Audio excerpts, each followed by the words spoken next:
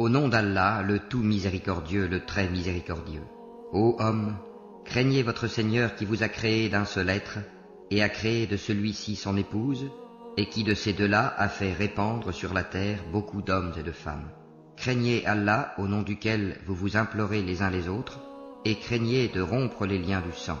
Certes, Allah vous observe parfaitement. Et donnez aux orphelins leurs biens. N'y substituez pas le mauvais au bon, ne mangez pas leurs biens avec les vôtres, c'est vraiment un grand péché. Et si vous craignez de n'être pas juste envers les orphelins, il est permis d'épouser 2, 3 ou 4 parmi les femmes qui vous plaisent, mais si vous craignez de n'être pas juste avec celles-ci, alors une seule, ou des esclaves que vous possédez. Cela afin de ne pas faire d'injustice, ou afin de ne pas aggraver votre charge de famille. Et donnez aux épouses leur mahar, de bonne grâce. Si de bon gré elles vous en abandonnent quelque chose, disposez-en alors à votre aise et de bon cœur. Et ne confiez pas aux incapables vos biens, dont Allah a fait votre subsistance. Mais prélevez-en pour eux nourriture et vêtements, et parlez-leur convenablement. Et éprouvez la capacité des orphelins jusqu'à ce qu'ils atteignent l'aptitude au mariage. Et si vous ressentez en eux une bonne conduite, remettez-leur leurs biens. Ne les utilisez pas dans votre intérêt avec gaspillage et dissipation avant qu'ils ne grandissent. Quiconque est aisé, qu'il s'abstienne d'en prendre lui-même. S'il est pauvre, alors qu'il en utilise raisonnablement. Et lorsque vous leur remettez leurs biens, prenez des témoins à leur encontre. Mais Allah suffit pour observer et compter. Aux hommes revient une part de ce qu'ont laissé les pères et mères, ainsi que les proches. Et aux femmes, une part de ce qu'ont laissé les pères et mères, ainsi que les proches, que ce soit peu ou beaucoup, une part fixée. Et lorsque les proches parents, les orphelins, les nécessiteux assistent au partage, offrez-leur quelque chose de l'héritage, et parlez-leur convenablement. Que la crainte saisisse ceux qui laisseraient après eux une descendance faible, et qui seraient inquiets à leur sujet. Qu'ils redoutent donc Allah et qu'ils prononcent des paroles justes. Ceux qui mangent et disposent injustement des biens des orphelins ne font que manger du feu dans leur ventre. Ils brûleront bientôt dans les flammes de l'enfer. Voici ce qu'Allah vous enjoint au sujet de vos enfants. Aux fils, une part équivalente à celle de 2 filles. S'il n'y a que des filles, même plus de 2, à elles alors 2/3 de ce que le défunt laisse. Et s'il n'y en a qu'une, à elle alors la moitié.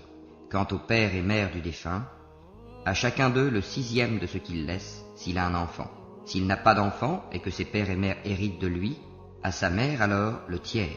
Mais s'il a des frères, à la mère alors le 6e, après exécution du testament qu'il aurait fait ou paiement d'une dette. De vos ascendants ou descendants, vous ne savez pas qui est plus près de vous en utilité. Ceci est un ordre obligatoire de la part d'Allah, car Allah est certes omniscient et sage. Et à vous la moitié de ce que laissent vos épouses, si elles n'ont pas d'enfant. Si elles ont un enfant, alors à vous le quart de ce qu'elles laissent, après exécution du testament qu'elles auraient fait, ou paiement d'une dette. Et à elles, un quart de ce que vous laissez, si vous n'avez pas d'enfant. Mais si vous avez un enfant, à elles alors le 8e de ce que vous laissez, après exécution du testament que vous auriez fait, ou paiement d'une dette. Et si un homme ou une femme meurt sans héritier direct, cependant qu'il laisse un frère ou une sœur, à chacun de ceux-ci alors un 6e. S'ils sont plus de 2, tous alors participeront au 1/3, après exécution du testament, ou paiement d'une dette sans préjudice à quiconque. Telle est l'injonction d'Allah, et Allah est omniscient et indulgent. Tels sont les ordres d'Allah, et quiconque obéit à Allah et à son messager, il le fera entrer dans les jardins sous lesquels coulent les ruisseaux, pour y demeurer éternellement, et voilà la grande réussite. Et quiconque désobéit à Allah et à son messager, et transgresse ses ordres, il le fera entrer au feu, pour y demeurer éternellement, et celui-là aura un châtiment avilissant.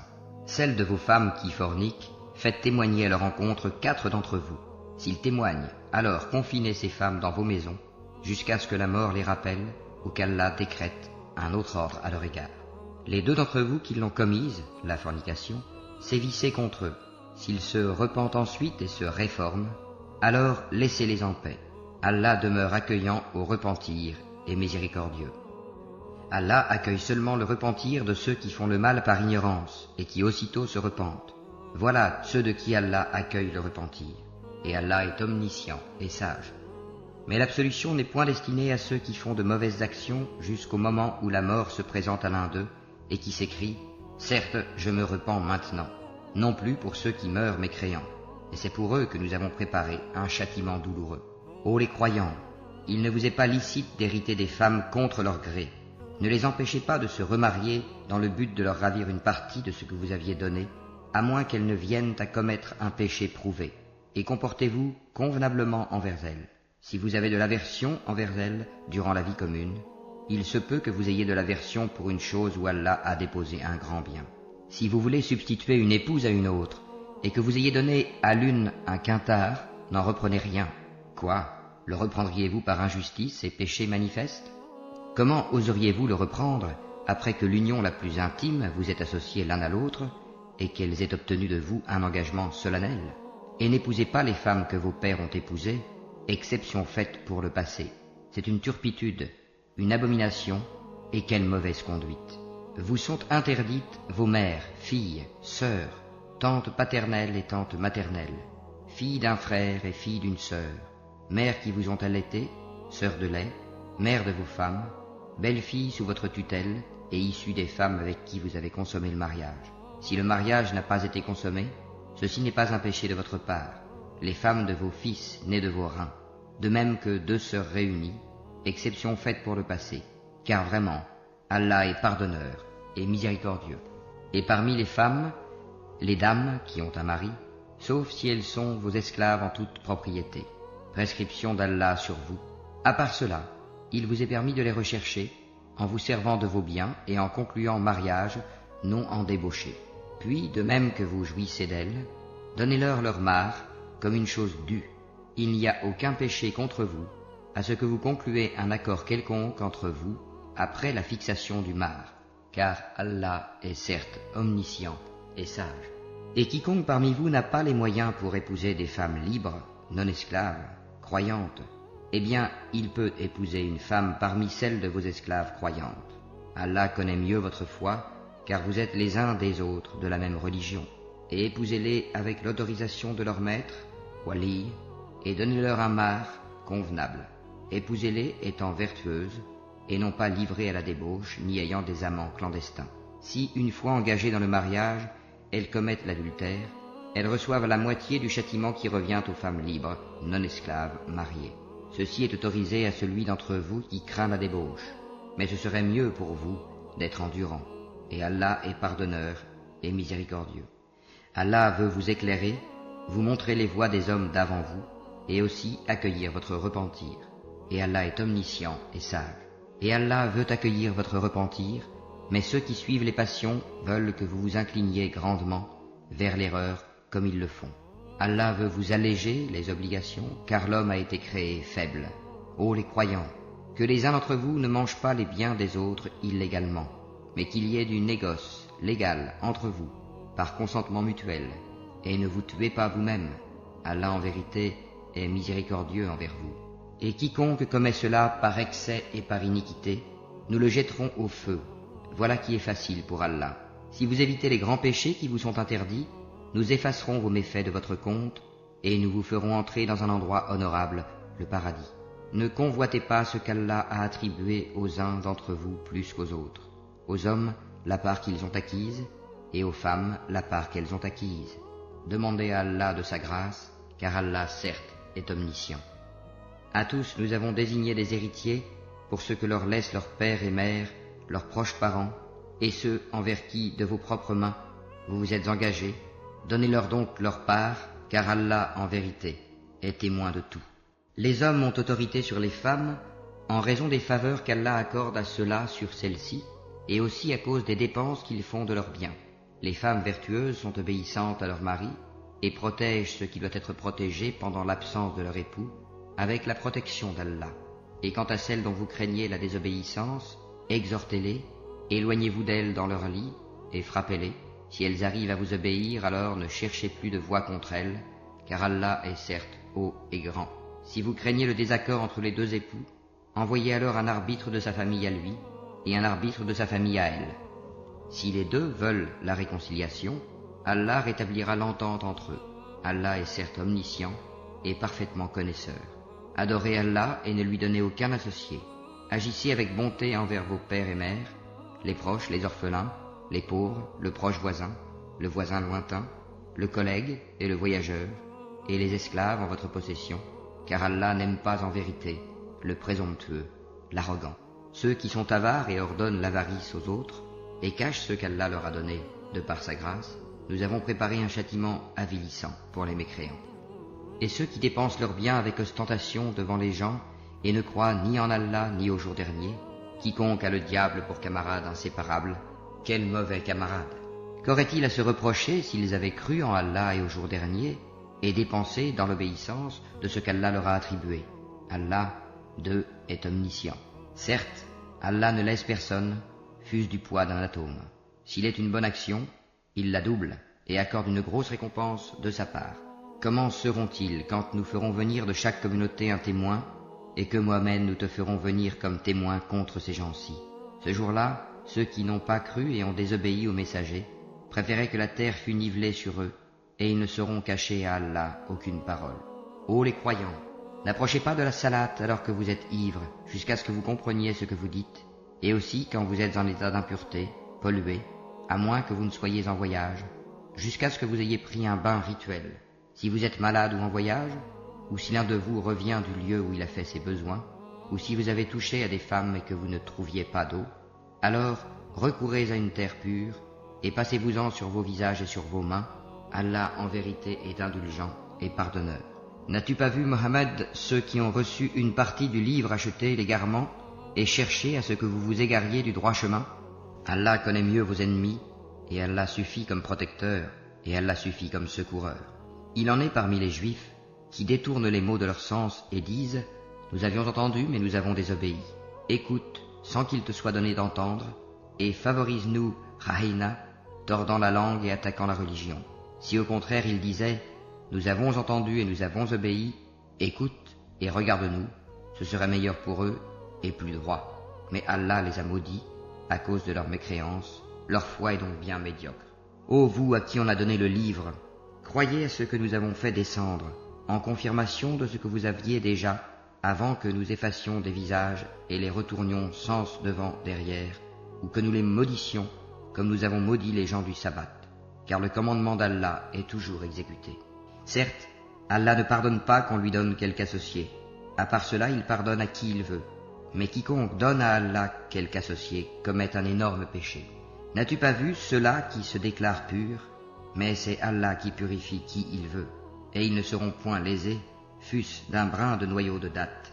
Regarde comme ils inventent le mensonge à l'encontre d'Allah, et ça c'est assez comme péché manifeste.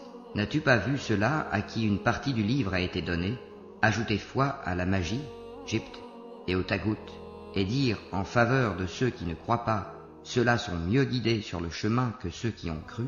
Voilà ceux qu'Allah a maudits, et quiconque Allah maudit, jamais tu ne trouveras pour lui de secoureur. Possède-t-il une partie du pouvoir? Il ne donnerait donc rien aux gens, fût-ce le creux d'un noyau de date. Envie-t-il aux gens ce qu'Allah leur a donné de par sa grâce? Or nous avons donné à la famille d'Abraham le livre et la sagesse, et nous leur avons donné un immense royaume. Certains d'entre eux ont cru en lui, d'autres d'entre eux s'en sont écartés. L'enfer leur suffira comme flamme pour y brûler. Certes, ceux qui ne croient pas à nos versets, le Coran, nous les brûlerons bientôt dans le feu. Chaque fois que leurs peaux auront été consumées, nous leur donnerons d'autres peaux en échange, afin qu'ils goûtent au châtiment. Allah est certes puissant et sage. Et quant à ceux qui ont cru et fait de bonnes œuvres, bientôt nous les ferons entrer au jardin, sous lesquels coulent des ruisseaux.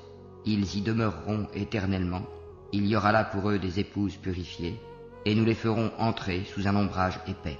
Certes, Allah vous commande de rendre les dépôts à leurs ayants droit, et quand vous jugez entre des gens, de juger avec équité. Quelle bonne exhortation qu'Allah vous fait. Allah est en vérité celui qui entend et qui voit tout. Ô les croyants, obéissez à Allah et obéissez aux messagers, et à ceux d'entre vous qui détiennent le commandement. Puis si vous vous disputez en quoi que ce soit, renvoyez-le à Allah et aux messagers, si vous croyez en Allah et au jour dernier. Ce sera bien mieux et de meilleure interprétation et aboutissement. N'as-tu pas vu ceux qui prétendent croire à ce qu'on a fait descendre vers toi, prophète, et à ce qu'on a fait descendre avant toi? Ils veulent prendre pour juge le tagut, alors que c'est en lui qu'on leur a commandé de ne pas croire. Mais le diable veut les égarer très loin dans l'égarement. Et lorsqu'on leur dit « Venez vers ce qu'Allah a fait descendre et vers le messager », tu vois les hypocrites s'écarter loin de toi. Comment agiront-ils quand un malheur les atteindra à cause de ce qu'ils ont préparé de leurs propres mains? Puis ils viendront alors près de toi, jurant par Allah, « Nous n'avons voulu que le bien et la réconciliation. » Voilà ceux dont Allah sait ce qu'ils ont dans leur cœur. Ne leur tiens donc pas rigueur, exhorte-les, et dis-leur sur eux-mêmes des paroles convaincantes. Nous n'avons envoyé de messagers que pour qu'ils soient obéis par la permission d'Allah. Si, lorsqu'ils ont fait du tort à leur propre personne, ils venaient à toi en implorant le pardon d'Allah, et si le messager demandait le pardon pour eux, ils trouveraient certes Allah très accueillant au repentir, miséricordieux. Non, par ton Seigneur, ils ne seront pas croyants aussi longtemps qu'ils ne t'auront demandé de juger de leurs disputes, et qu'ils n'auront éprouvé nulle angoisse pour ce que tu auras décidé, et qu'ils se soumettent complètement à ta sentence. Si nous leur avions prescrit ceci, tuez-vous vous-même, ou sortez de vos demeures, ils ne l'auraient pas fait, sauf un petit nombre d'entre eux. S'ils avaient fait ce à quoi on les exhortait, cela aurait été certainement meilleur pour eux, et leur foi aurait été plus affermie. Alors, nous leur aurions donné certainement de notre part une grande récompense, et nous les aurions guidés, certes, vers un droit chemin. Quiconque obéit à Allah et aux messagers, ceux-là seront avec ceux qu'Allah a comblés de ses bienfaits, les prophètes, les véridiques, les martyrs et les vertueux. Et quels bons compagnons que ceux-là. Cette grâce vient d'Allah, et Allah suffit comme parfait connaisseur.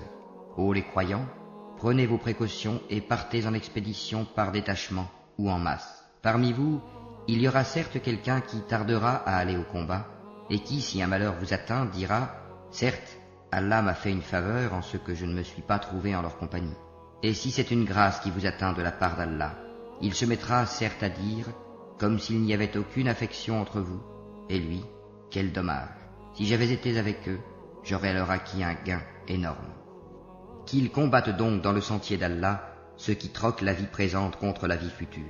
Et quiconque combat dans le sentier d'Allah, tué ou vainqueur, nous lui donnerons bientôt une énorme récompense. Et qu'avez-vous à ne pas combattre dans le sentier d'Allah et pour la cause des faibles? Hommes, femmes et enfants qui disent « Seigneur, fais-nous sortir de cette cité dont les gens sont injustes, et assigne-nous de ta part un allié, et assigne-nous de ta part un secoureur. » Les croyants combattent dans le sentier d'Allah, et ceux qui ne croient pas combattent dans le sentier du Tagut. Eh bien, combattez les alliés du diable, car la ruse du diable est certes faible. N'as-tu pas vu ceux auxquels on avait dit « Abstenez-vous de combattre, accomplissez la salate et acquittez la zakat » Puis, lorsque le combat leur fut prescrit, voilà qu'une partie d'entre eux se mit à craindre les gens comme on craint Allah, ou même d'une crainte plus forte encore, et à dire « Ô notre Seigneur, pourquoi nous as-tu prescrit le combat? Pourquoi n'as-tu pas reporté cela à un peu plus tard ?» Dis, la jouissance d'ici-bas est éphémère, mais la vie future est meilleure pour quiconque est pieux. Et on ne vous lésera pas, fût-ce d'un brin de noyau de date. Où que vous soyez, la mort vous atteindra, fussiez-vous dans des tours imprenables. Qu'un bien les atteigne, ils disent « c'est de la part d'Allah ». Qu'un mal les atteigne, ils disent « c'est dû à toi, Mohammed ». Dis « tout est d'Allah ». Mais qu'ont-ils ces gens à ne comprendre presque aucune parole? Tout bien qui t'atteint vient d'Allah, et tout mal qui t'atteint vient de toi-même. Et nous t'avons envoyé aux gens comme messagers, et Allah suffit comme témoin. Quiconque obéit aux messagers, obéit certainement à Allah, et quiconque tourne le dos, nous ne t'avons pas envoyé à eux comme gardiens. Ils disent obéissance, puis, sitôt sortis de chez toi, une partie d'entre eux délibère au cours de la nuit de toute autre chose que ce qu'elle t'a dit. Cependant, Allah enregistre ce qu'ils font la nuit. Pardonne-leur donc, et place ta confiance en Allah, et Allah suffit comme protecteur. Ne méditent-ils donc pas sur le Coran? S'ils provenaient d'un autre qu'Allah, ils y trouveraient certes maintes contradictions. Quand leur parvient une nouvelle rassurante ou alarmante, ils la diffusent. S'ils la rapportaient aux messagers et aux détenteurs du commandement parmi eux, ceux d'entre eux qui cherchent à être éclairés auraient appris la vérité de la bouche du prophète et des détenteurs du commandement. Et n'eût été la grâce d'Allah sur vous, et sa miséricorde, vous auriez suivi le diable, à part quelques-uns. Combat donc dans le sentier d'Allah, tu n'es responsable que de toi-même, et incite les croyants au combat. Allah arrêtera certes la violence des mécréants, Allah est plus redoutable en force et plus sévère en punition. Quiconque intercède d'une bonne intercession en aura une part, et quiconque intercède d'une mauvaise intercession en portera une part de responsabilité. Et Allah est puissant sur toute chose. Si on vous fait une salutation, saluez d'une façon meilleure, ou bien rendez-la simplement. Certes, Allah tient compte de tout. Allah, pas de divinité à part lui. Très certainement, il vous rassemblera au jour de la résurrection, point de doute là-dessus, et qui est plus véridique qu'Allah en parole? Qu'avez-vous à vous diviser en deux factions au sujet des hypocrites, alors qu'Allah les a refoulés dans leur infidélité pour ce qu'ils ont acquis? Voulez-vous guider ceux qu'Allah égare? Et quiconque Allah égare, tu ne lui trouveras pas de chemin pour le ramener. Ils aimeraient vous voir mécréants comme ils ont mécru. Alors, vous seriez tous égaux. Ne prenez donc pas d'alliés parmi eux, jusqu'à ce qu'ils émigrent dans le sentier d'Allah. Mais s'ils tournent le dos, saisissez-les alors et tuez-les, où que vous les trouviez, et ne prenez parmi eux ni alliés, ni secoureurs, excepté ceux qui se joignent à un groupe avec lequel vous avez conclu une alliance, ou ceux qui viennent chez vous, le cœur serré d'avoir à vous combattre ou à combattre leur propre tribu. Si Allah avait voulu, il leur aurait donné l'audace et la force contre vous, et il vous aurait certainement combattu. Par conséquent, s'ils restent neutres à votre égard et ne vous combattent point, et qu'ils vous offrent la paix, alors Allah ne vous donne pas de chemin contre eux. Vous en trouverez d'autres qui cherchent à avoir votre confiance et en même temps la confiance de leur propre tribu. Toutes les fois qu'on les pousse vers l'association, l'idolâtrie, ils y retombent en masse. Par conséquent, s'ils ne restent pas neutres à votre égard, ne vous offrent pas la paix et ne retiennent pas leurs mains de vous combattre, alors saisissez-les et tuez-les où que vous les trouviez. Contre ceux-ci, nous vous avons donné une autorité manifeste. Il n'appartient pas à un croyant de tuer un autre croyant, si ce n'est par erreur. Quiconque tue par erreur un croyant, qu'il affranchisse alors un esclave croyant et remette à sa famille le prix du sang, à moins que celle-ci n'y renonce par charité. Mais si le tué appartenait à un peuple ennemi à vous, et qu'il soit croyant, qu'on affranchisse alors un esclave croyant. S'il appartenait à un peuple auquel vous êtes liés par un pacte, qu'on verse alors à sa famille le prix du sang, et qu'on affranchisse un esclave croyant. Celui qui n'en trouve pas les moyens, qu'il jeûne 2 mois d'affilée pour être pardonné par Allah. Allah est omniscient et sage. Quiconque tue intentionnellement un croyant, sa rétribution alors sera l'enfer pour y demeurer éternellement. Allah l'a frappé de sa colère, l'a maudit et lui a préparé un énorme châtiment. Ô les croyants, lorsque vous sortez pour lutter dans le sentier d'Allah, voyez bien clair, ne vous hâtez pas, et ne dites pas à quiconque vous adresse le salut de l'islam, tu n'es pas croyant, convoitant les biens de la vie d'ici-bas. Or c'est auprès d'Allah qu'il y a beaucoup de butin. C'est ainsi que vous étiez auparavant. Puis Allah vous a accordé sa grâce, voyez donc bien clair. Allah est certes parfaitement connaisseur de ce que vous faites.